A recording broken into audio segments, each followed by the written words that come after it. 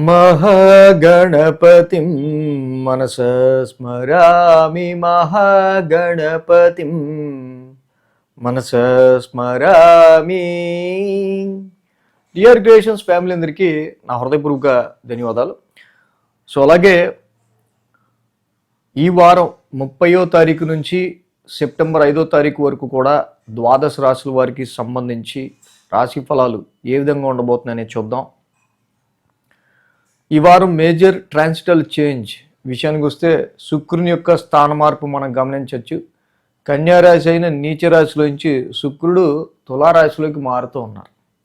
So శుక్రుడి యొక్క ఈ మార్పు చక్కగా ఇది చాలా వెరీ వెరీ ఫేవరబుల్ అని చెప్పుకోవాలి. ఎందుకంటే శుక్రుడు స్వక్షేత్రమైన తులారాశి ఆయన ఓన్ హౌస్లోకి మారుతూ ఉండటం ముఖ్యంగా.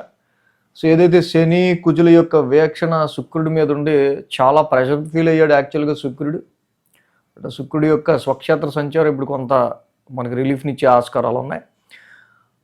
అలాగే ఇక్కడ ప్లానటరీ ట్రాన్సిట్ చూస్తే కనుక కుజుడు మిథున రాశిలో గోచారంలో ఉన్నారు, గురుడు ఉచ్చస్థితిలో కర్కాటకంలో గోచారంలో ఉన్నారు, రవి బుధ కేతువులు సింహరాశిలో గోచారంలో ఉన్నారు, శుక్రుడు తులారాశిలో, రాహువు కుంభరాశిలో, ఇక శని వక్రించి మీనరాశిలో సంచారంలో ఉంటూ ఉన్నారు. చంద్రుని యొక్క గమనం కూడా మనం చూసినట్టుదే కనుక ఇక్కడ మీనం, మేషం, వృషభం మీదుగా చంద్రుని యొక్క సంచారం కూడా కనిపిస్తుంది. సో ఈ విధమైన ప్లానటరీ పొజిషన్ అండ్ చంద్ర గమనం ఆధారంగా ద్వాదశ రాశుల వారికి సంబంధించి రాశి ఫలాలు ఏ విధంగా ఉండబోతుందనేది చూద్దాం. మీన రాశి వారికి సంబంధించిద్దాం. మీన రాశి వాళ్ళకి మనం చూస్తే కనుక ఈ రాశికి పంచమంలో గురుడు, షష్టమంలో రవి, షష్టమంలో బుధుడు, అలాగే షష్టమంలో కేతువు, అష్టమంలో శుక్రుడు, మొత్తంగా 5 గ్రహాల యొక్క అనుకూలత మీనరాశి వారికి కనిపిస్తుంది. ఏదైతే రాశ్యాధిపతి గురువు గారి యొక్క సంచారం పంచమ స్థానంలో చాలా ఇది యాక్చువల్గా ఏంటంటే పూర్వపుణ్యస్థానమైన ఈ స్థానంలో ఉచ్చస్థితిలో గురువు గారి యొక్క సంచారం ఉంటాం. చాలా వరకు కూడా మీ క్రియేటివిటీ ఆఫ్ వర్క్కి సంబంధించి కానీ, సంతానానికి సంబంధించిన విషయాల్లో కానీ, ఇంటెలిజెన్స్ డెవలప్మెంట్ విషయంలో కానీ, చాలా ఎడ్యుకేషన్ పరమైన విషయాల్లో చాలా వరకు కూడా గురుడు ఇక్కడ మంచి పాజిటివ్ రిజల్ట్స్ అనేవి మనకు ఇచ్చే ఆస్కారాలు కనిపిస్తూ ఉన్నాయి. అలాగే రవి కూడా ఆయన కూడా సింహరాశి ఓన్ హౌస్ స్వక్షేత్రంలో ఉన్నారు. షష్టమ స్థానం రుణరోగ శత్రుస్థానంలో రవి లాంటి ప్లానెట్, పైగా బుధుడు, ఇద్దరు హీట్ ప్లానెట్సే. సో కేతువు కూడా ఉన్నాడు. ఈ అన్ని పాపగ్రహాలు ఈ 6th హౌస్లో ఉండడం చాలా మంచిది ఈ జనరల్గా. ఎందుకంటే రుణరోగ శత్రుస్థానం అయినా అంటే ఏదైతే మనిషి ఎవడైతే కోరుకోడో ఈ హౌస్ని ముఖ్యంగా అబ్స్టకిల్స్, అవరోధాలు, ఆటంకాలు, సో అలాంటి హౌస్లో ఈ యొక్క కేతువు కానీ రవి కానీ బాగానే యోగిస్తారు. సో డెఫినెట్లీ రవి బుధ కేతులు defeat your enemies, defeat your problems or more స్ట్రగుల్స్ని కూడా వాళ్ళు రవి చాలా వరకు ఫ్లేమ్ బర్న్ కాబట్టి ఆయన డ్రై చేసేస్తాడు మీ యొక్క స్ట్రగుల్స్ని. సో అలాగే శుక్రుడు మేజర్గా ఏంటంటే ఈ వారం నుంచి మనం చెప్పుకోదగిన అత్యద్భుతమైన ట్రాన్సిట్ ఏంటంటే అష్టమ స్థానంలో శుక్రుడు యొక్క సంచారం.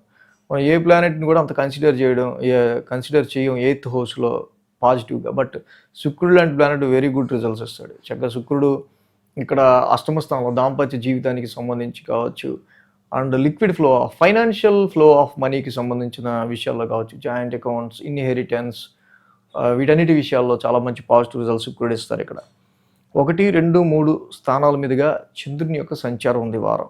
ఆది, సోమ, గురు, శుక్ర, శని 5 రోజులు కూడా చంద్రబలం ఈ రాశి వాళ్ళకి అనుకూలంగా ఉంది. ఎప్పుడైతే చంద్రుడు ఈ రాశి వాళ్ళకి అనుకూలంగా ఉన్నారో మెయిన్గా రాశిలోనే శని యొక్క సంచారం నడుస్తుంది. ఏలినాటి శని మిడ్ ఫేస్ రెట్రాగ్రేషన్లో నడుస్తున్నారు శని భగవానుడు.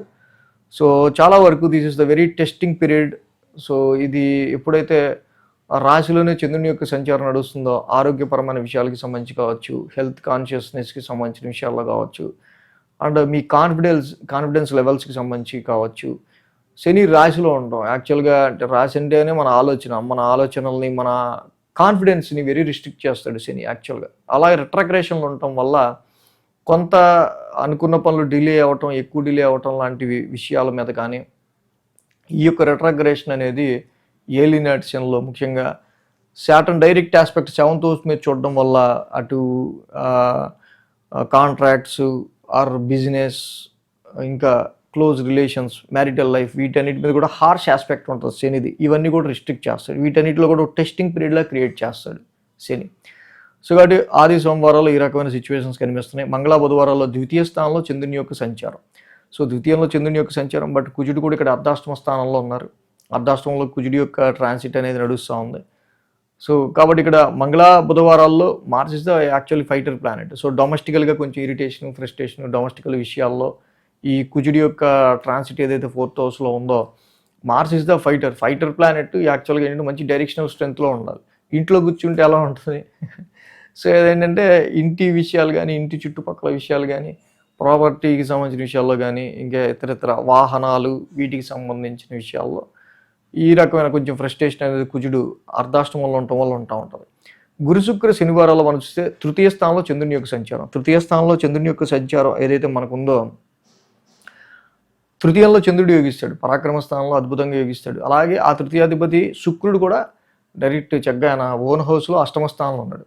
మీరు పెట్టే ప్రతి ఎఫర్ట్ చక్కగా, మీరు పడే ప్రతి కష్టంలో కూడా చక్కగా లిజనింగ్ మ్యూజిక్, చక్కగా పాటలు పెట్టుకుంటూ మీరు కష్టపడటం, ఎంత కష్టాన్నైనా సరే ఇలాగ ఒక ప్లెజెంట్నెస్తో మీరు ఎంజాయ్ చేస్తూ చేయటం, ఇలాంటిది అనమాట. ఫర్ ఎగ్జాంపుల్ ఇలాంటిది ఇక్కడ వారాంతానికి గురు శుక్ర శనివారాల్లో మనం గమనించవచ్చు. శుక్రుడి యొక్క అష్టమ స్థాన సంచారం కూడా ఇక్కడ బాగా అనుకూలిస్తూ ఉంది ఈ రాశి వాళ్ళకి. కాబట్టి కంపల్సరీగా ఏలినాటి శనికి మాత్రం, శనికి తైలాభిషేకం చేసుకోవటం, నిత్యం నీలాంజన సమావాసం చదువుకోవటం, అర్ధాష్టమ కుజుదోషం కూడా నడుస్తుంది కాబట్టి సుబ్రహ్మణ్య కరావలంబ స్తోత్రం చదువుకోవడం అర్ధాష్టమ కుజుడికి చాలా మంచిది. శని కుజులు ఈ రెండే, శని ఏమో రాశిలో ఫ్రస్ట్రేషన్ తెప్పిస్తున్నాడు, కుజుడేమో డొమెస్టికల్గా ఫ్రస్ట్రేషన్ తెప్పిస్తున్నాడు. సో శని కుజులు ఇద్దరిని కూడా ధరణి గర్భ సంభూతం కావచ్చు, సుబ్రహ్మణ్య కరావలంబ స్తోత్రం కావచ్చు చదువుకుంటూ వీళ్ళిద్దరిని బ్యాలెన్స్ చేసుకుంటే ఇంకా బాగుంటుంది. సో మొత్తంగా ఈ వార ఫలాలు ద్వాదశ రాశుల వారికి సంబంధించి ఈ విధంగా ఉన్నాయి. So thanks for watching TR creations. ధన్యవాదాలు. ఈ వీడియో కనుక మీకు నచ్చినట్లయితే లైక్ చేయండి, షేర్ చేయండి. మరిన్ని అప్డేట్స్ కోసం సబ్స్క్రైబ్ చేయడం మాత్రం మర్చిపోకండి.